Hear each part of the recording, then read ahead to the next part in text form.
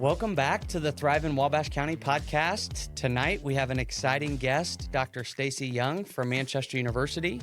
I'm Alex Downard, one of the co-hosts of the Thrive in Wabash County podcast, and have been extremely excited for this interview and appreciate you taking the time out of your busy schedule to come on board the Thrive in Wabash County podcast. So welcome, Dr. Young. Thank you very much. I'm excited. Us too. Typically how we start our episodes, Dr. Young, is I'm sure there's a lot of people in Wabash County and from our listener base that have met you at this point. You do a fantastic job getting around the county. But for the listeners that may not have met you, or our listeners that may not know you other than the president of Manchester University, a little bit about your background, where you're from, and maybe what brought you to Manchester University. Okay, sure. I grew up in northern Indiana, and I came to Manchester because my high school accounting teacher said, if you're going to be an accountant in Indiana, you should go to Manchester College back then. So back in 1992, I packed up my bags and came down to Manchester College. Spent 4 years here. My twin sister, Tracy, also was a student with me. And she was an education major. I was an accounting major. And we both graduated from Manchester in 1996. And I went on to be an internal auditor and got my MBA along the way. And then I started teaching at night, and I loved it. Ended up going to work at a school for almost 15 years as a faculty member, then department chair, then dean. And then along the way, I got my PhD in higher ed administration and Doctor of Philosophy and Leadership. And then I concentrated in higher ed admin. And then I got a president's position. So I was a president for about 3.5 years at a school in Michigan. I loved it. But then God called me back to Manchester when Dr. McFadden, the previous president, retired. That's a whole nother story. It could be a whole hour podcast, but God called me back. So here I am, and I'm so thrilled.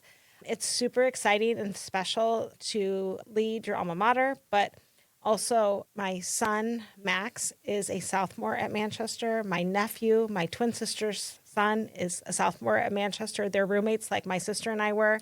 So it's great to see that next generation enjoying Manchester and watching them thrive at Manchester like I hope I did back in the day.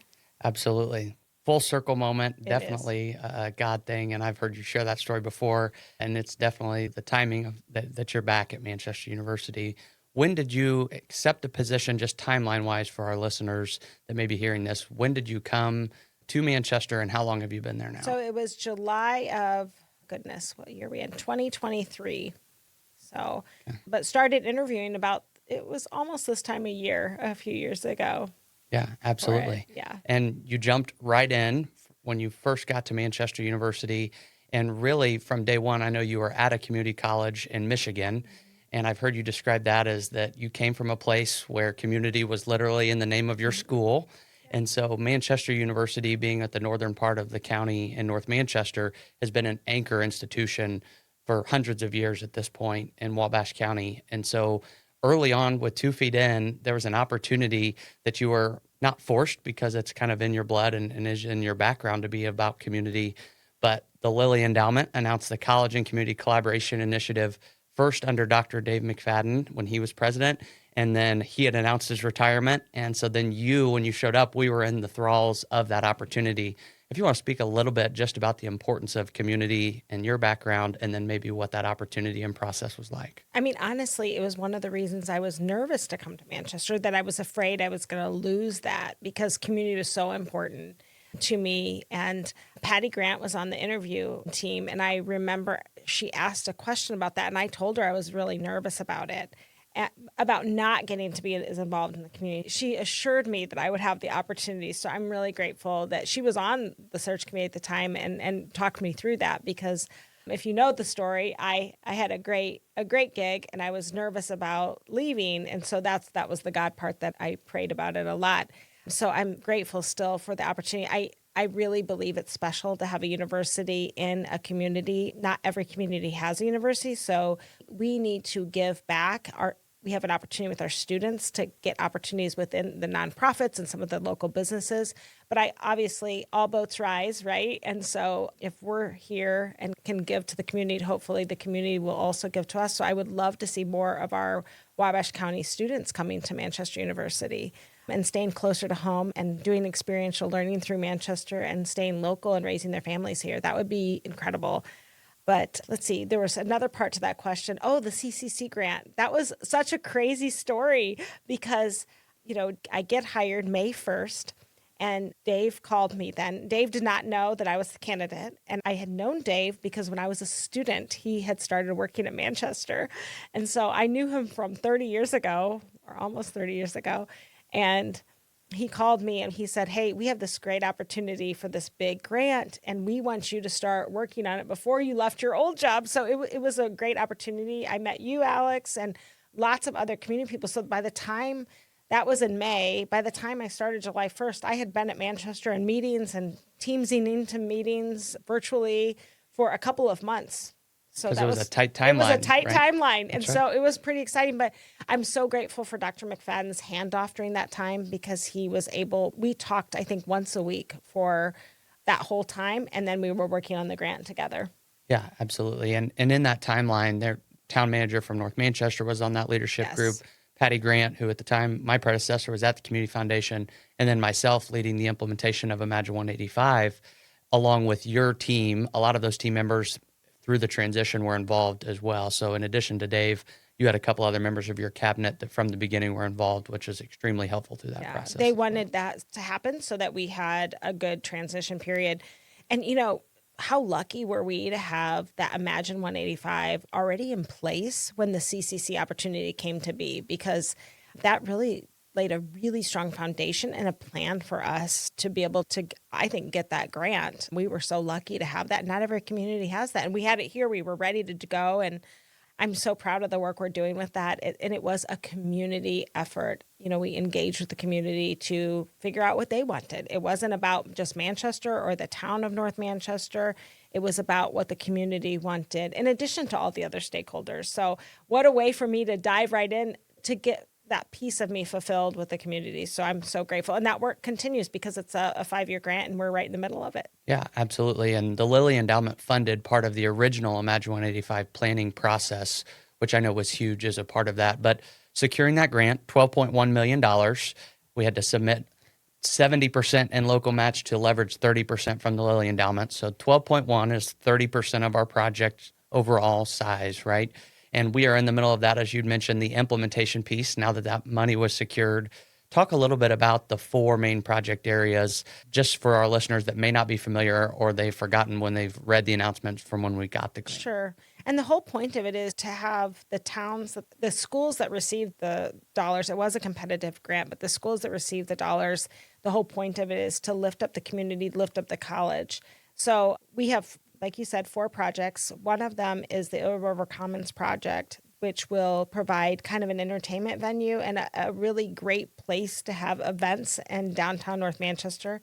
I say kind of behind the main street down by the river. I hope that we have more restaurants and I picture it in the future, live music and lots of exciting things. So there's that. We're going to build an amphitheater down there, which will be beautiful. And then there's what I call the Yellow Brick Road. I don't think you are all going to let me build the Yellow Brick Road, but the Yellow Brick Road, or a pathway between downtown and the university, it's 1 mile.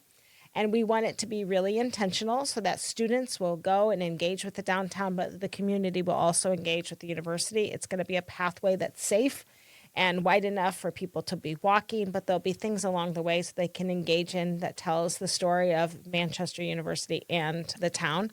And that will be along Market Street to College Avenue. And then there are also college housing, which we had, when we were doing the grant, learned that we had a major housing shortage within the community. And so during the grant process, we did a housing study and learned the price point we needed to build homes in. So we have townhomes going in.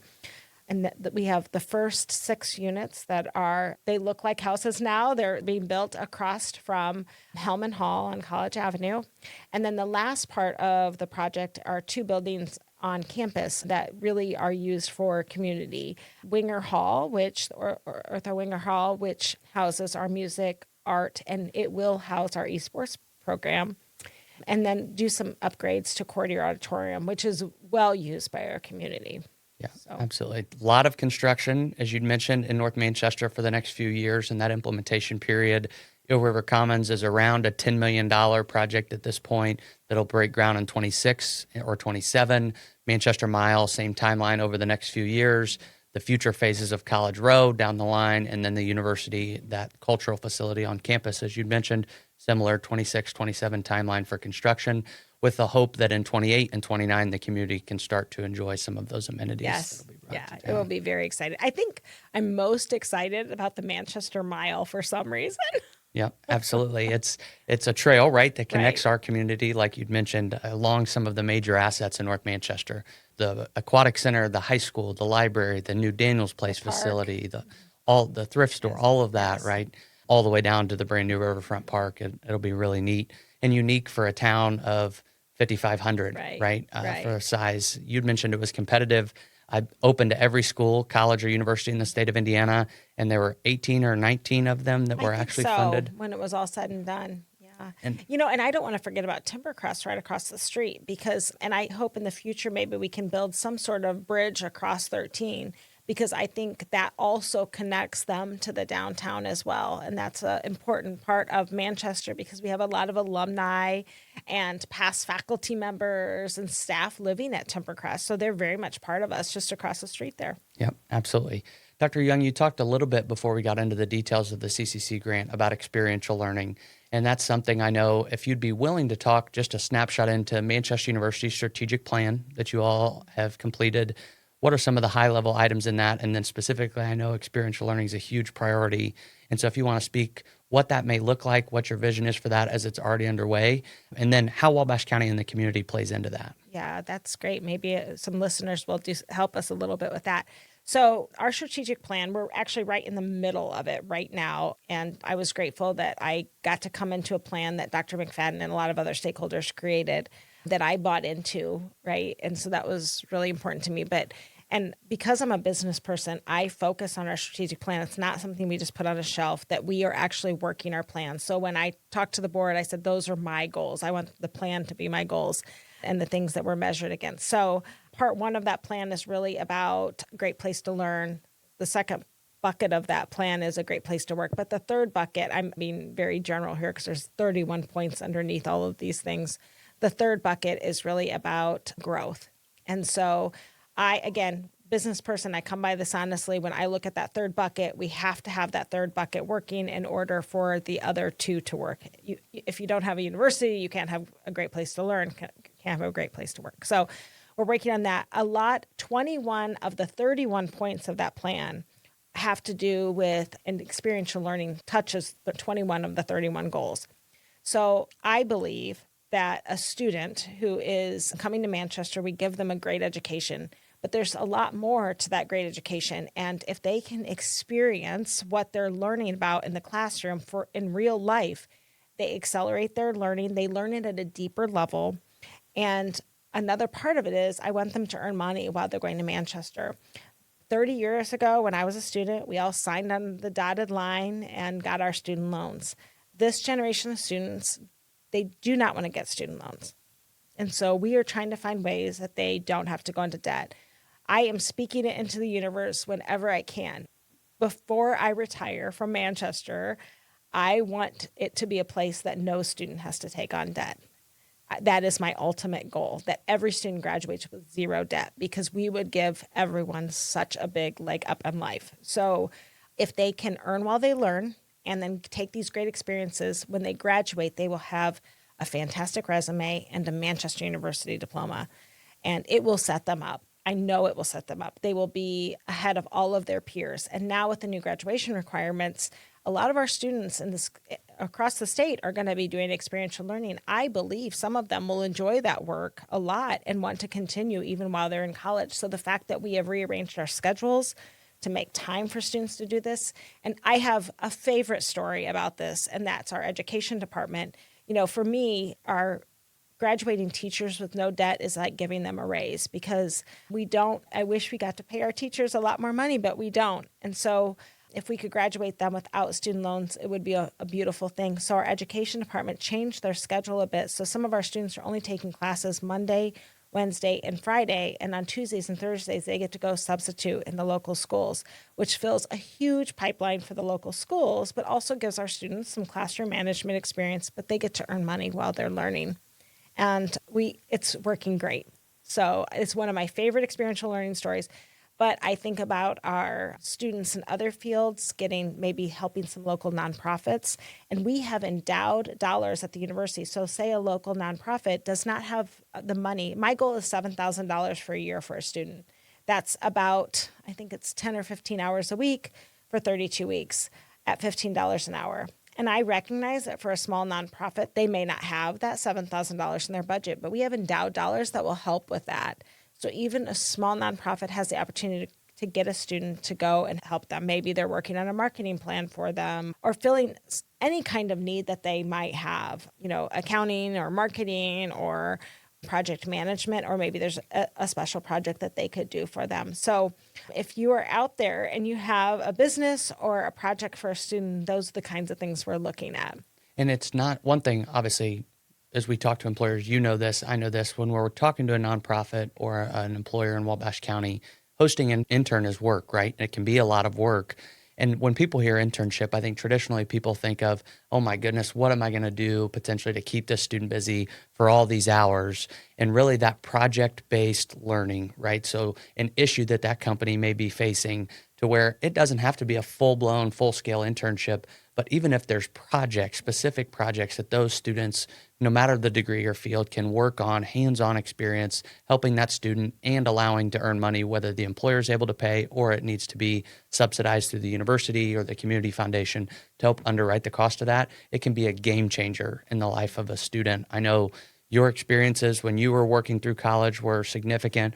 Similarly for me, I always tell people as a Manchester University graduate, I got so much out of what I learned in the classroom, but I learned even more from the 3 internship experiences I had out in the community, getting engaged with different internship opportunities. And so if there are employers or nonprofits that are listening, jumping on board and helping, and it is a lot of work, right? And Manchester University wants to help grow Wabash County, the Community Foundation, whatever trainings we can provide employers, or if you want to bounce ideas off of us about what that experience may look like to host an intern, I don't want to speak for you, but would be more than happy to have those conversations. And we actually have this open position right now that we're about to hire, but they can help as well. And, my goal is that people are so successful with these interns that they keep them in the area after they graduate so that we can, in a perfect world, grow the population of Wabash County, which fits right in with Imagine 185.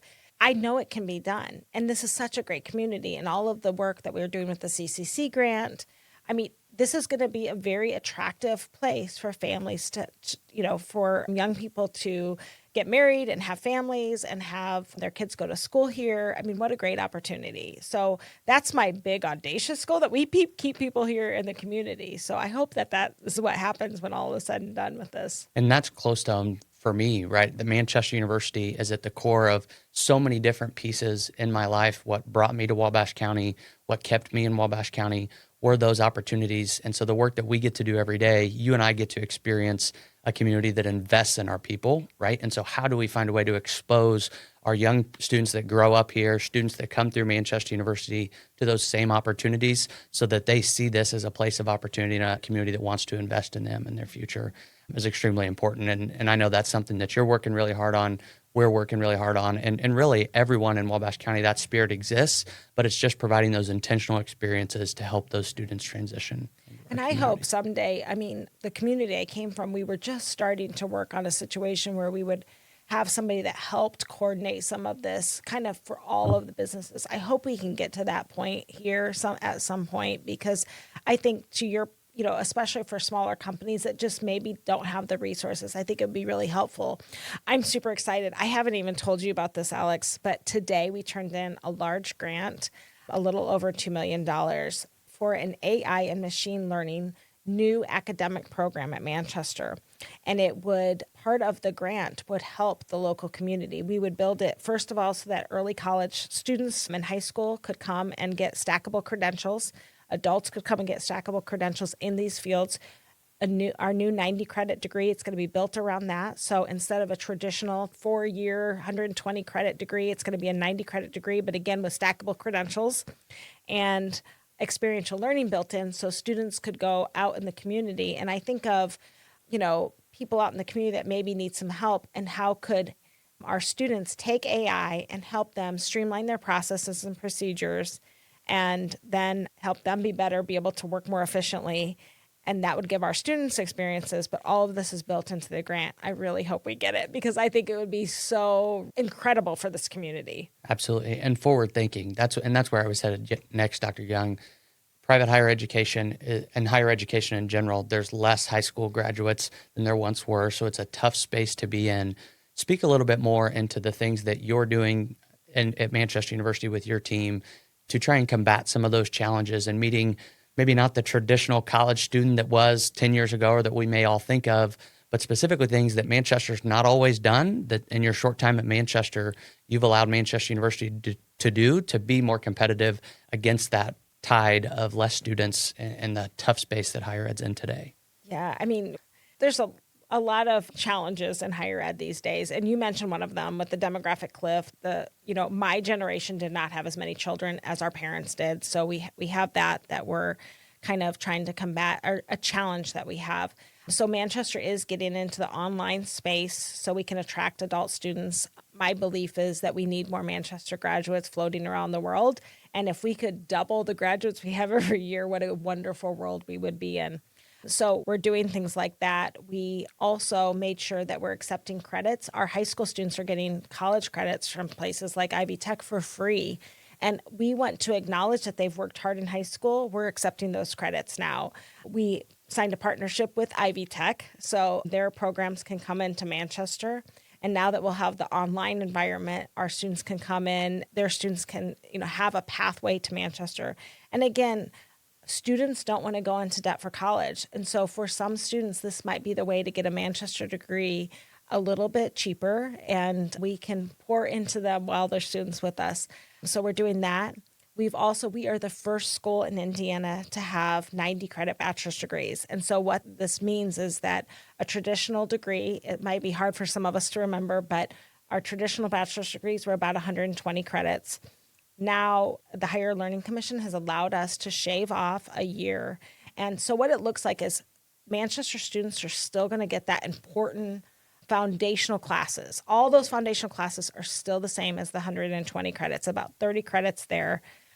The next 60 will be in your major. So for me, that would have been accounting. I don't know what your major was, Alex. Political science and entrepreneurship. Okay. Yep. So that would have been your 60 credits there. And what goes away are those elective classes. Now, you and I both know those elective classes can be really important. And it sounds like you probably use some of your elective credits to do a double major. But for a single mom out there who is trying to get her degree to improve herself and her family's situation, those electives just may be a luxury. And so the Higher Learning Commission has approved us. I can't talk about, we have 2 already approved, and we have 2 in the hopper that hopefully, I have been checking my email every minute today to see if those are approved yet. But those will be the first 4 in the state of Indiana. And the fact that Manchester is leading this is very exciting. It's not, I always say, for the 18 to 22-year-old, they're probably still going to come to Manchester and do the 120 credits. My son is a baseball player. He's going to want to play baseball for 4 years. But again, the target market for this are those adults who may be walking around with a pocket full of credits that need to finish, or maybe they have been working in a factory and want to move into supervisory positions, and now to move up, they can get those extra, to get a degree. We're also working on stackable credentials, so maybe a 4-year degree or a 3-year degree sounds impossible to you, but maybe those stackable credentials that you can stack up to get to a degree and just work on them a little bit at a time. And then we are really excited that we have some new master's programs, a Master of Business Administration. We have a long history in our business department, a long, strong history, and now we can give MBAs. And so my daughter was in the first class, and she already got promoted. And I have to believe that part of that was that MBA that helped her get that promotion. Yep, absolutely. As somebody that's in the online MBA program now, I have 2 classes to go. We'll be done in May, but I just want to speak to how accommodating that is for working adults, right? On 100% online, asynchronous. Assignments are due typically at the end of every week. There's no live calls for most of the classes or anything like that, and is extremely affordable in terms of what some MBA programs out there have. And so I have continued to encourage folks that I went to undergraduate with to enroll in the program. There is a discount for alumni if you graduated from Manchester University, but even without that, is an extremely affordable, can be pay as you go. You can take student loans out if necessary for that. But just the flexibility of it, it's extremely accommodating. You can finish it as quickly as a year if you're extremely ambitious as a working professional and taking a couple classes at a time, or you can take one class at a time, and the classes typically run every 7 weeks. And so it's been an extremely great experience. I've walked away from every course not thinking that it was busy work, but truly being able to apply what I was working on or problems I face every day in work to that specific class or course, and have walked away learning something along the way. So cannot speak highly enough about the online MBA program at Manchester. Yeah, I love that. Thank you for sharing that, because we're getting ready to launch this kind of a little bit bigger than we did. We kind of did a soft launch the last couple of years, but now we're kind of going national with it. And it's really exciting because I know that it's a great product and a good opportunity for people, because some of the MBA programs out there can be 40 or 50 or 100, $200,000, and ours is $15,000, right around 15,000. So Yep, absolutely. Talk a little bit about, if you can, the dual enrollment pathways that you have for juniors and seniors in high school into Manchester as well. I think that's something that's extremely unique, speaks right into the stackable portion you were talking about. And I know the partnership with Ivy Tech is one thing, but specifically the dual enrollment opportunities at Manchester. yeah, just lots of opportunities. However you want to engage in college as a high school student. And I know it's not for, my daughter did a lot of early college credits, but my son didn't. And that was okay. But for a lot of students, it's a great opportunity to start college before you finish high school. We literally have pathways that show you kind of what to do and the steps to take. But you can have almost a full year of school done, and we make it very affordable, almost free. And some schools we have some arrangements with that it is free because of our arrangement with them and partnership with them. But it's a great opportunity to get a year of school under your belt. A lot of the classes will count towards your high school credits. That's what my daughter did. She, her history class was for college, but also for high school. And so when she was 20, she graduated with her bachelor's degree at 20 years old because she had done all this early college. And just a great opportunity for students, and also a good opportunity to try out college before you even leave home. And now, again, with some of the other options that you can do at Manchester, I mean, I think we're going to have kids that graduate pretty early. And because of the experiential learning, they can stay right here in the community and be closer to home if that's what makes sense for them and their families. And we've noticed since COVID, I think kids are staying a little closer to home. And I get that. I love it. I'll take my kids at home as long as I can. Yeah, absolutely. If you're a parent of a student in Wabash County, or a young student, high school student in Wabash County today, there's opportunities with, as Dr. Young said, extremely affordable for those dual enrollment pathways. There's also scholarship money at the Community Foundation that can pay for that student's dual enrollment costs for the course. And so just, even if it's a student that's not sure about going to college or not, what an awesome opportunity just to experience what that is like. Most of those courses, I believe, are on campus. I know some of them will be offered online. And some some can also be at the high schools. I mean, there's that option as well. So there's lots of different ways to, and that's why I call them early college credits, because there's so many different ways to engage with Manchester. And again, to your point, if you decide that you're going to go, to another school after this, get your English and your math and your speech class, get all of that out of the way. Those will transfer really nicely, and it'll be a good option for you later on. Yep, absolutely. Manchester University is such a critical piece to the overall picture of the direction and the vision and the energy that Wabash County is experiencing right now. But one thing we talk a lot about is that rural communities and here in Wabash County have to think differently, be innovative, think outside the box because of less opportunities, a lot of times, less people, less resources. Private higher education and the work that you and your team are leading at Manchester University, hopefully our listeners, after just listening to you, are recognizing that same spirit exists at Manchester University of challenging times, thinking outside the box, and how's Manchester University going to position itself to be competitive and lead the way in private higher education, and higher education, especially in a rural community, is extremely important. Thank you. I hope I want to be part of the solution. You know, you and I have talked a little bit the work that the Community Foundation is doing with Imagine Early. It just seems like an obvious opportunity for us to really connect the dots for families. You know, my mom went back to college when I was in high school, but I have all of the characteristics of a first generation student. And we still have a lot of first gens that are coming to Manchester, and we serve that group really, really, really well. But I think a gap for all of us is just showing how to do college. How can you do that because a lot of parents, it's overwhelming. And I think, I'm pointing to you, Alex, because of your Imagine Early work at the foundation, we have some great opportunities with the local school districts in this area to be the connector, to connect the dots for our students and make it so easy that they have an opportunity to come to Manchester or wherever they would like to go. I hope they choose Manchester, but wherever they would like to go, we have that opportunity here. And we have the right people in the community that want to make this happen. Because what's scary is in Indiana, still 50% of the students are not going on to college after high school. And I recognize that not all people think that, you know, not all jobs need a college education. I understand that. But something past high school has to be done.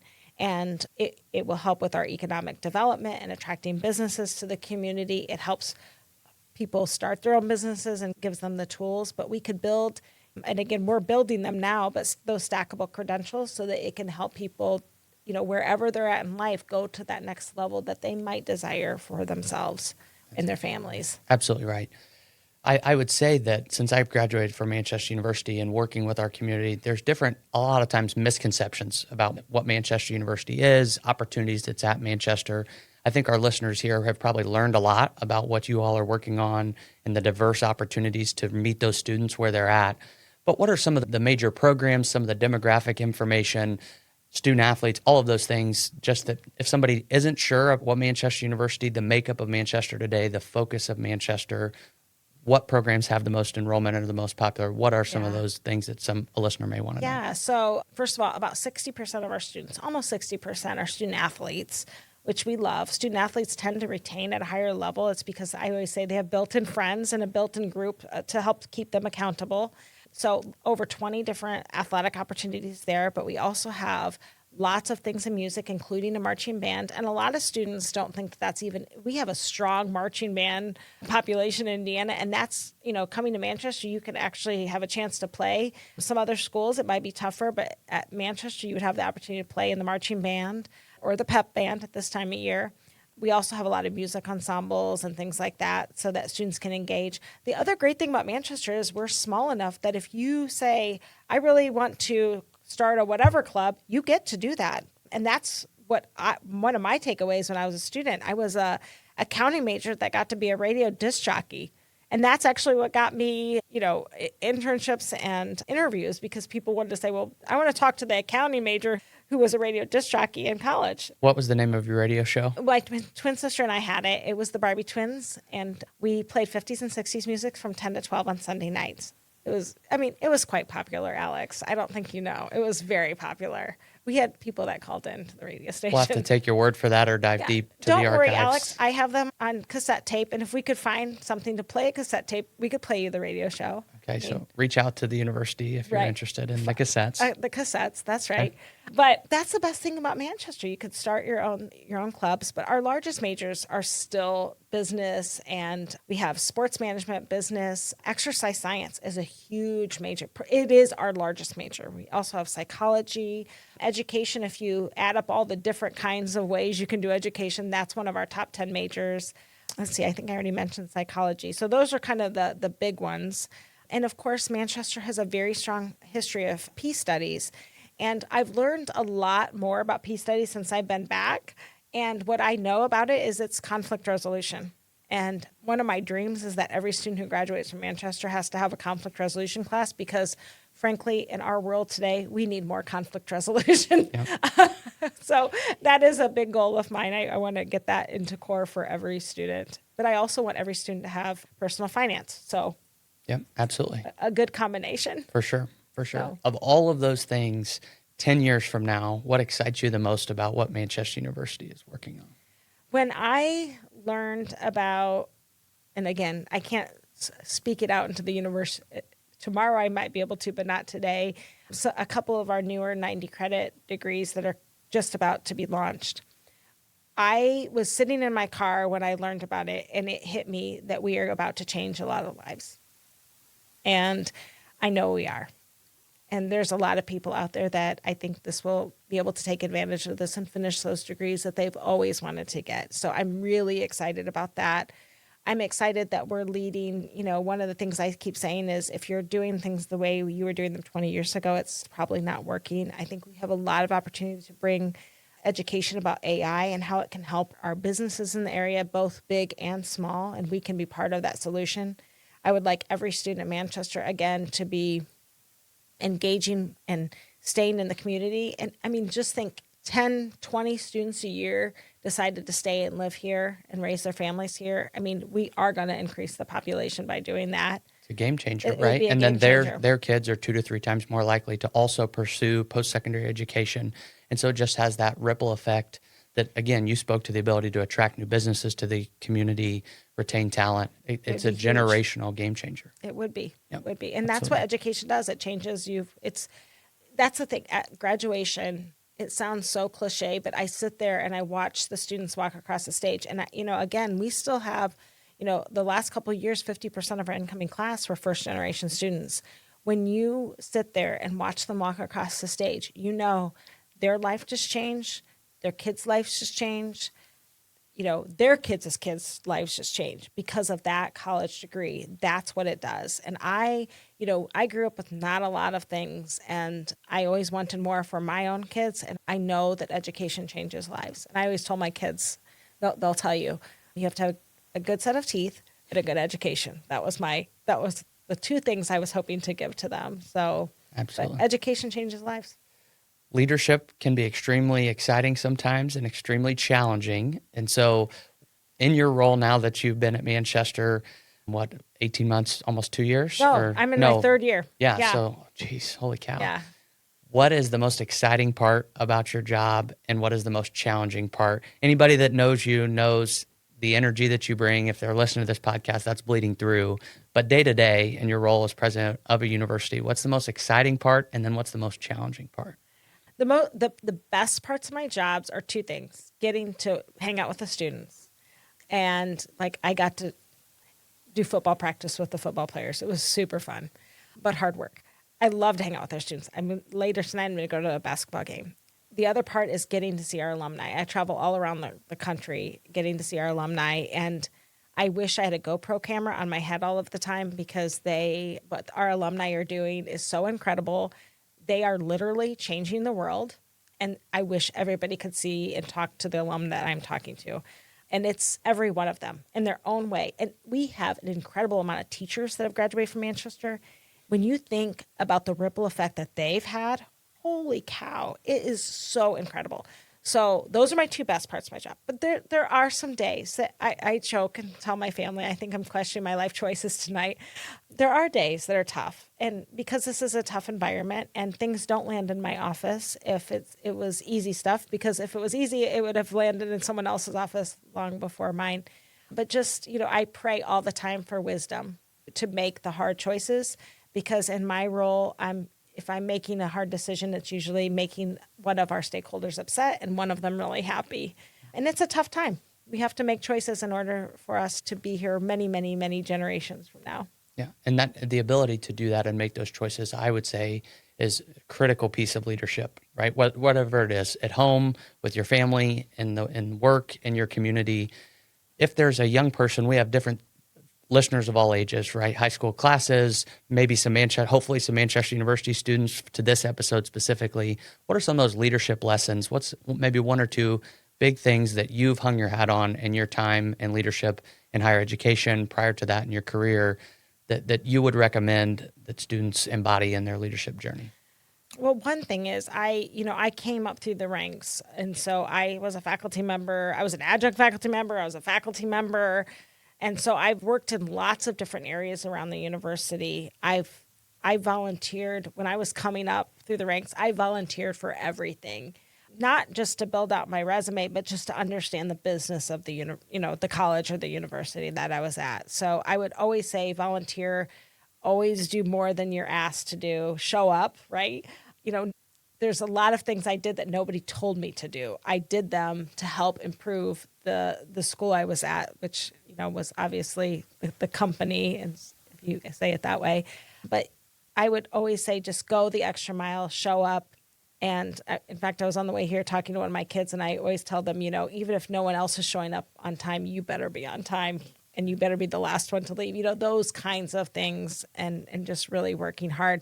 Stay humble and kind. I have to lean on my team. They're amazing people, and they have a lot of great experiences, and you have to check your ego a lot and check yourself a lot. So, but there are long days.